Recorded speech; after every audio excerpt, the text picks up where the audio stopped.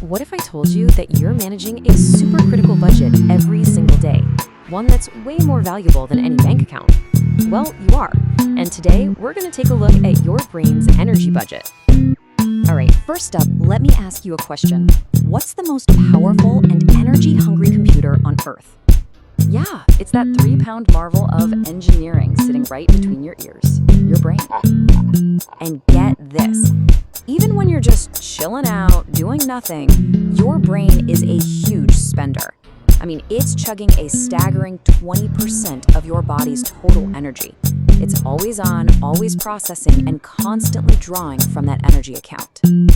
So, over the next 5 minutes, think of this as the owner's manual you never got. We're going to give you the guide to understanding, and maybe even mastering, your brain's unique energy budget. Okay, so let's dive right in. The first rule of this whole mental budget thing, this is the core principle that really governs everything. Now, this isn't just some motivational poster slogan. It is a neurological reality. Think about it. Worrying about a deadline, getting totally lost in a good book, or even just mindlessly scrolling through your phone. Whatever you focus on, that's where your brain is literally directing its precious and very limited energy. So here's the crucial takeaway. Your attention is the currency. It's the tool you use to decide which mental accounts get funded and which ones, well, don't. Every single moment, you're making an investment choice. Okay, now this is fascinating. Neuroscientists have actually found this push-pull pattern in the brain. So as you see here, when you pour a lot of energy into a focused task, your brain actively pulls energy away from processing distractions. It literally turns down the volume on all that irrelevant noise. It's a zero-sum game, folks. Which, of course, brings us to a problem we all know way too well. What happens when that budget gets completely out of control? I mean, in a world that is literally designed to hijack our attention at every turn, what's the real cost of losing control of where that energy flows? So meet the culprits. You can think of them as these unauthorized withdrawals from your mental bank account. That constant ping of digital alerts, the myth of multitasking that we all try to do, the cloud of emotional stress, and yeah, not getting enough quality sleep, they all drain your cognitive resources.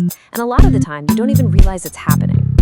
And the result is what we can call cognitive overdraft. You know that feeling of being mentally fried? That's it. It can lead to something scientists call inattentional blindness, where your brain is so overdrawn, you literally don't see things that are right in front of you, like an important email or, the oven timer going off. All right, so when we feel like this, a lot of us turn to so-called brain hacks. But let's be real and call them what they are. They're basically bad investment schemes. They promise these huge returns, but they rarely deliver. First one up, brain games. The myth is they make you smarter, right? Well, the truth is, a major BBC study found they just make you better at playing those specific games. There's no real-world transfer to your general cognitive skills. Bummer, I know. And how about learning styles?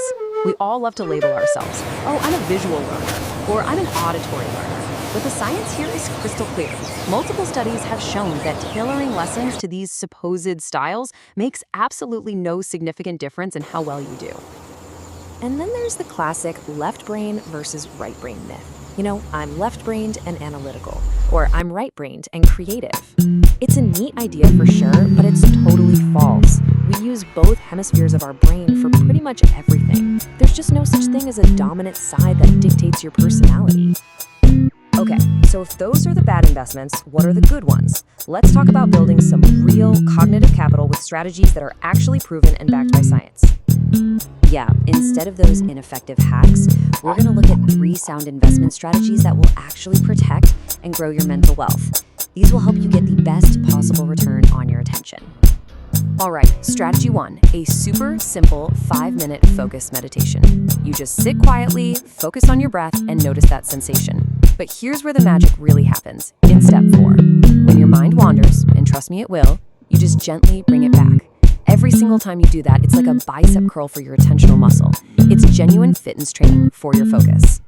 Number 2, smart exercise. And I want you to think about this in terms of return on investment. So, standard aerobic exercise, that's a good investment, for sure, no doubt.